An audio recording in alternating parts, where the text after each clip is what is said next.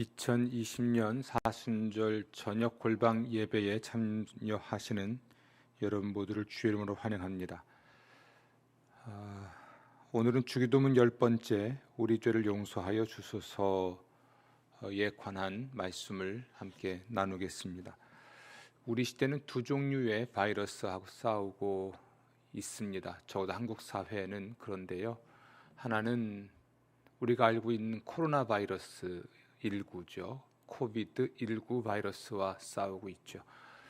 이것은 우리 몸을 망치는 바이러스인데 이 감염병으로 인해서 우리는 마음도 또 우리 영혼도 상처를 입고 혹은 죽어가고 있는지도 모릅니다.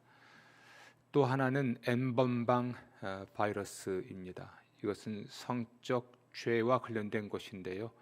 이 또한 인간의 본능과 또는 성적인 죄와 관련된 것으로서 몸을 망치는 이 죄이고요. 또한 이것이 우리의 마음과 영혼까지 죽이는 데 이르고 있는 듯합니다. 예수님께서는 우리 죄를 용서하여 주소서라고 기도하라고 말씀하셨습니다. 이 기도는 우리 그리스도인들에게 가르치신 기도인데요. 따라서 우리가 예수를 믿는 믿음으로 죄 사함 받은 하나님의 자녀가 되었어도 여전히 죄를 짓고 산다는 걸 전제로 하고 있죠. 또한 그렇기 때문에 날마다 또는 매 순간마다 우리 죄를 용서하소서라는 기도를 통해서 하나님의 용서를 받아야 할 것을 주님 말씀하고 있는 겁니다. 그러면 우리 그리스도인들은 예수님이 말씀하신 이 죄에 대해서 어떤 생각을 가져야 할까? 물론 이 성경은 죄라고 하는 것을 해서는 안 되는 일을 한 것 혹은 하나님의 말씀을 지키지 않은 것을 죄라 이야기하죠. 하지만 예수님이 말씀하신 이 주의 기도에 나와 있는 죄는 부채와도 같은 의미를 갖고 있는 겁니다. 부채. 이 부채는 갚아야 하는데 갚지 않고 남겨둔 것이 부채죠. 어떤 의미에서 이 죄를 설명할 때 부채를 할 수 있을까? 예수님께서는 우리가 하나님을 사랑하고 또 이웃을 사랑하라고 말씀하셨죠. 그렇습니다. 그러므로 우리 그리스도인들은 사랑해야 할 의무가 있는 겁니다. 그 의무를 다하지 않은 것, 의무를 다하지 않고 남겨둔 것, 이게 부채인 것이죠. 이렇게 말할 수 있습니다. 해서는 안 되는 일을 한 것도 죄지만 해야 할 일을 하지 않은 것, 의무를 다하지 않은 것 또한 죄라 할 수 있습니다. 예수께서 주의 기도에서 말씀하신 죄는 이런 부채로서의 죄의 성격이 훨씬 더 강합니다. 전통적으로 우리가 해야 할 일을 하지 않은 죄, 이것을 태만죄라고 합니다. 태만죄. 우리가 해야 할 일을 하지 않고 내버려 둔 것. 그러므로 하나님에 대한 의무를 다하지 않고 남겨뒀기 때문에 또는 사람에 대한 의무를 다하지 않고 남겨둔 것으로서 이걸 우리는 태만죄라고 불러왔습니다. 따라서 우리가 우리 자신을 점검할 때는 그저 내가 해서는 안 될 일을 한 건 없으니까 라는 생각으로 스스로를 위로하는 차원을 넘어서서 그러면 내가 해야 할 일인데 하지 않은 것은 무엇일까를 돌아보아야 할 겁니다. 가장 심각한 것은 우리가 해야 할 일을 하지 않은 것, 그것이 보다 더 심각한 죄라 할 수 있습니다. 영국의 대주교 어셔는 죽어가면서 주님, 무엇보다도 저의 태만죄를 용서하여 주소서라고 기도했는데요. 우리 또한 죽어가면서 주님께 이 기도를 드릴 수 있다면 정말 성결한 사람이라고 할 수 있을 것 같아요. 주님, 제가 비록 해서는 안 될 일은 적게 했거나 또는 하지 않았을 수 있지만 해야 할 일을 하지 않은 죄를 용서하소서, 태만죄를 용서하소서, 사랑하지 못한 것, 용서하지 못한 것, 이런 것들을 죄로 여기고 용서를 구하는 사람이 되어야 하겠습니다. 예수께서 말씀하신 우리 그리스도인들이 자기의 용서를 위해서 기도하라는 이 말씀을 우리가 듣다 보면 한 가지 좀 궁금증이 생깁니다. 왜냐하면 예수님은 우리의 모든 죄를 이미 용서하셨잖아요. 과거, 현재, 심지어 미래의 모든 죄까지 용서하셨습니다. 따라서 우리 예수 믿는 사람들은 이 모든 죄를 용서받은 사람이라 할 수 있겠는데, 과연 우리가 우리의 속죄를 위해서 구태여 기도해야 하는가라는 질문이죠. 근데 그래야 됩니다. 왜냐하면 하나님은 우리 죄를 심판하시는 분이지만 또한 우리를 사랑하는 아버지시잖아요. 우리는 분명히 용서받은 사람이지만 그러나 또한 하나님의 자녀잖아요. 죄의 문제는 하나님과 우리의 사이를 냅니다. 그러니까 관계를 깨트리죠. 좀 서먹서먹하게 만드는 겁니다.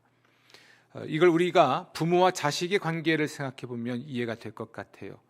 우리가 어떤 잘못을 저질러도 부모와 자식 간의 인연이 끊어지진 않죠. 하지만 우리 자녀된 입장에서 부모 마음을 아프게 한 일들에 대해서는 부모님에게 죄송합니다 하고 사과할 줄 알 때 부모와 자식의 관계는 훨씬 더 그 사랑이 훨씬 더 깊어지고 또 강화될 수가 있는 겁니다.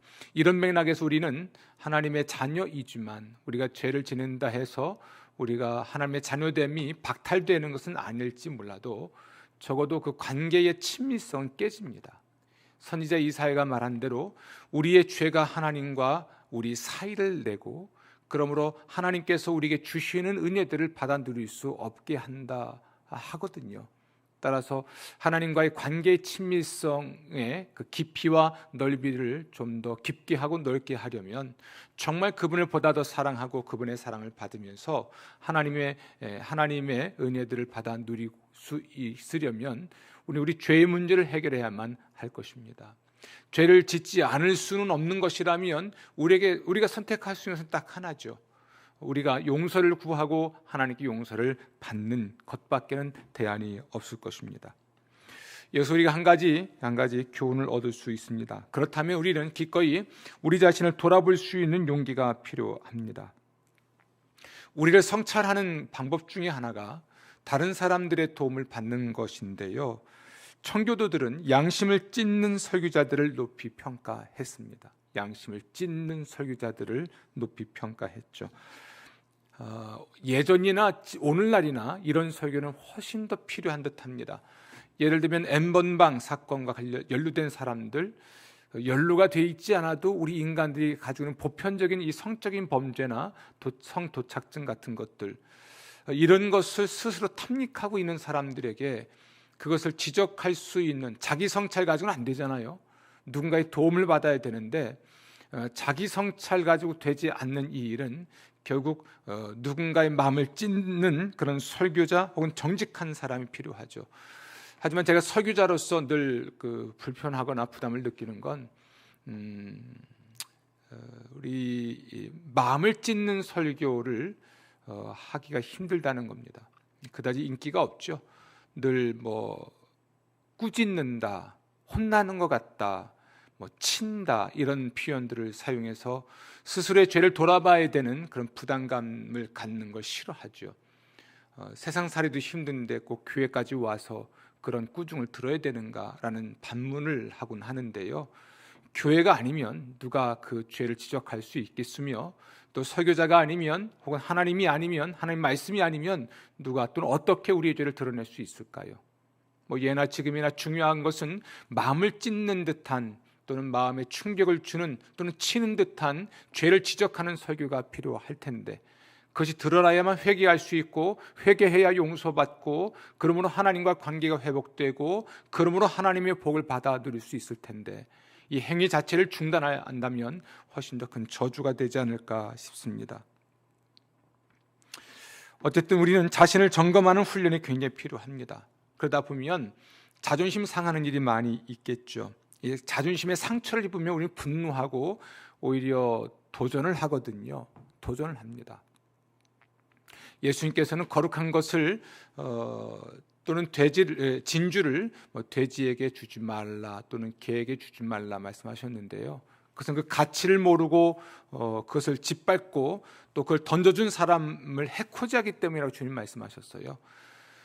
정작 우리를 점검하는 차원에서 정직한 설교자나 또는 정직한 친구가 어떤 말을 건네주면 자존심에 상처를 입기 때문에 분노하고 그 충고를 무시하고 충고한 사람을 해코지 하는데요.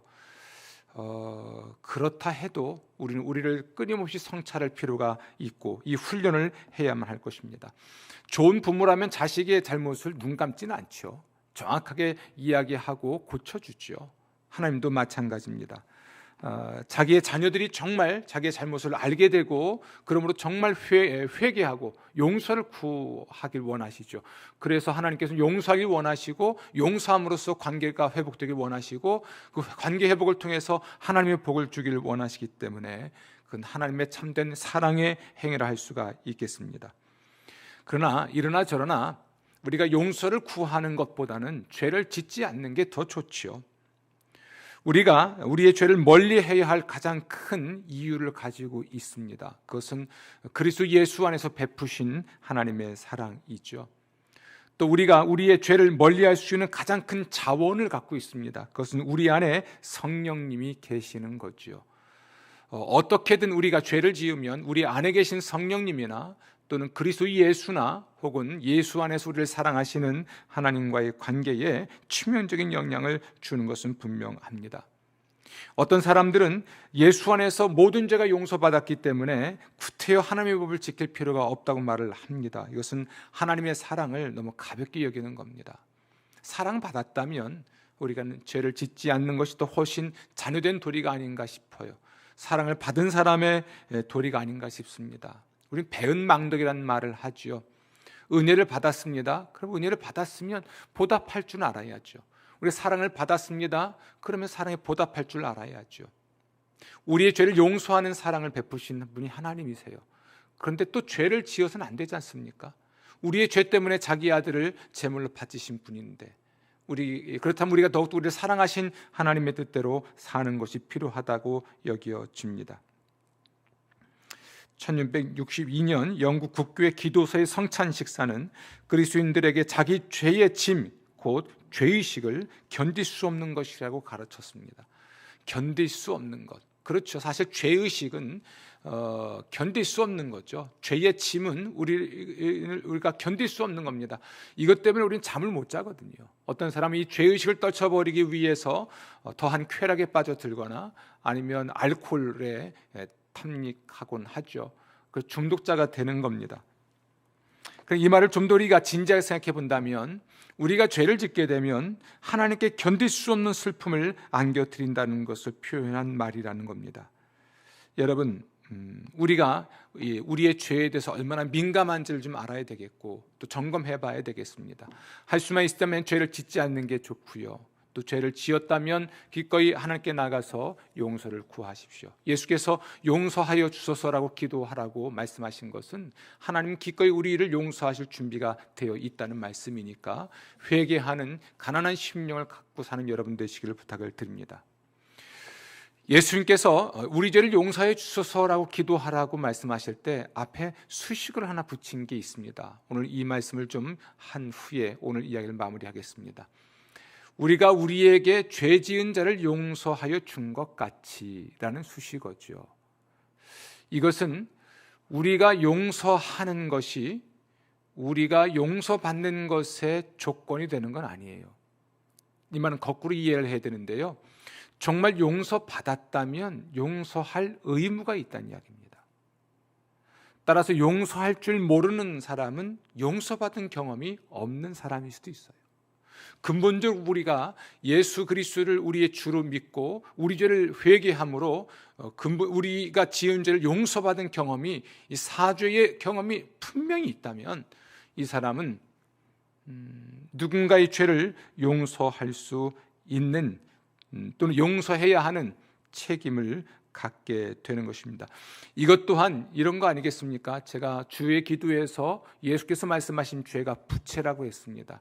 해야 하는 일인데 하지 않은 것.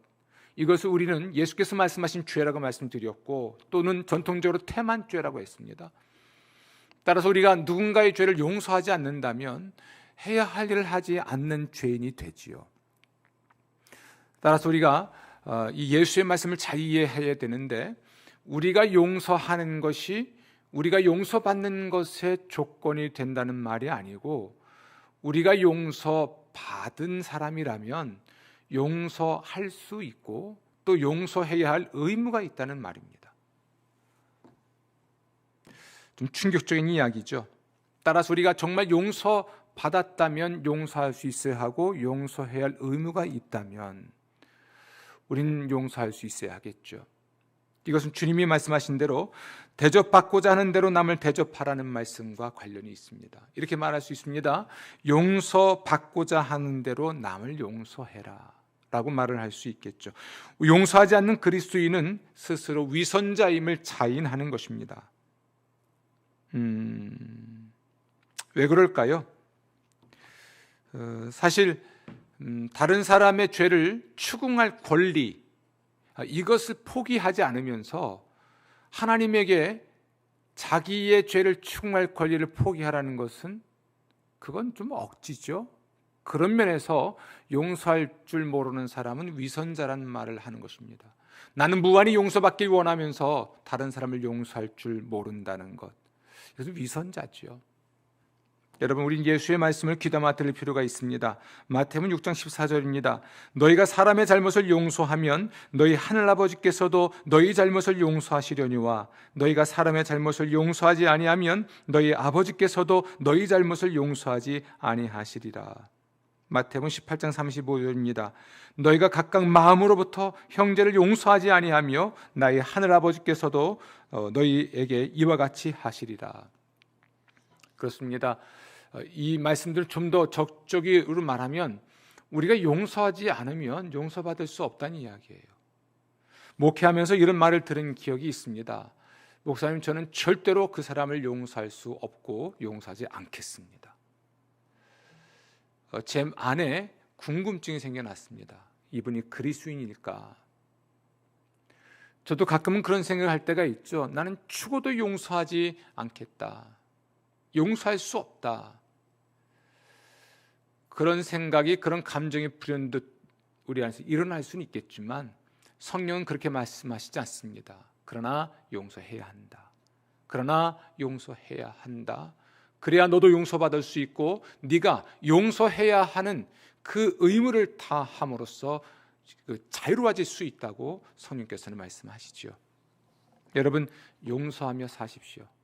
오늘 용서 안 하기로 결심한 일이 있다면 용서하기로 결심하십시오. 그리고 그것 때문에 보복하려 하지 말고 그를 위하여 기도하고 그를 선대하십시오. 여러분은 용서해야 하는 그 짐은 물론이고 용서하지 않음으로써 갖게 되는 모든 짐에서도 해방될 수 있을 것이고 사단에게 공격의 기회를, 빌미를 제공하지 않을 수 있을 것입니다. 오늘 이렇게 함께 기도해 보길 원합니다. 첫 번째로, 하늘에 계신 아버지, 제가 아버지께 완전히 충성할 의무가 있음을 인정합니다.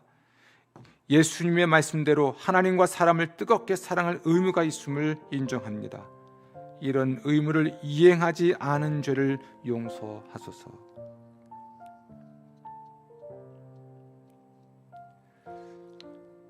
두 번째로 이렇게 함께 기도해 보겠습니다. 하늘에 계신 아버지, 하나님의 사랑은 제가 죄를 멀리할 가장 분명한 이유입니다. 제 안에 계시는 성령은 제가 죄를 멀리할 수 있는 가장 큰 자원입니다. 가능한 한 죄를 짓지 않게 하소서. 저 자신을 성찰할 때 성령께서 저의 죄를 드러내시고 즉각 회개하여 용서받게 하소서. 영으로서 죄에 물든 옛 자아의 본성을 죽이기 위해 평생 애쓰게 하소서.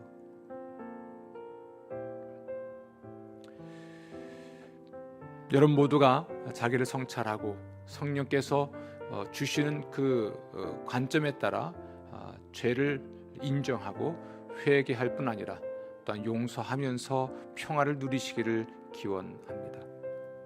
특별한 기도는 이 땅에 코로나19 바이러스로 인해서 생겨나는 몸과 마음과 영혼의 황폐함이 치유될 수 있도록 기도하시되 문득 이런 생각이 듭니다. 이런 감염병이 창궐함으로써 예수께서 말씀하신 건데요, 사랑이 식으리라 라는 이야기입니다. 마지막 때 징조 중에 하나가 사랑이 식는 건데, 지금 우리 사회가 이 감염병으로 인해서 사랑이 많이 식는 듯 합니다. 관심도 적어지니까 마음도 멀어지는 것 같은데요. 네, 이 사랑이 회복될 수 있도록 기도해 주십시오. 그러나 더 중요한 기도를 자꾸 잊는 것 같아요. 코로나19 때문에 우리는 N번방 사건을 잊는 것 같습니다. 인류의 오랜 동안 뿌리 깊은 죄였던 성적인 죄들, 우리 안에 있는 참 부끄러운 죄악들, 이 바이러스 문제를 우리가 너무 소홀히 다루는 것 같아요. 코비드19에 감염되지 않기 위해서 우리가 몸부림을 치는 거지 않습니까? 개인 위생에 힘을 쓰고 마스크를 쓰고 누군가에게 감염되지 않게 하기 위해서 내 입을 가리고 입을 막고 기침을 하자 이렇게 하는데,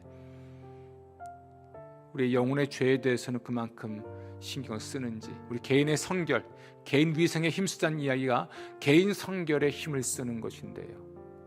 오늘 기도할 때는 N번방 사건과 같은 인류의 보다 뿌리 깊은 죄악들을 이 땅에서 정결케 씻어주시기를 기도해 주시고, 교회의 죄악을 위해서도 또한 회개하는 기도를 드리며 기도를 마쳐주시기 바랍니다. 여러분의 가정의 평화가 함께하기를 기원합니다. 아멘.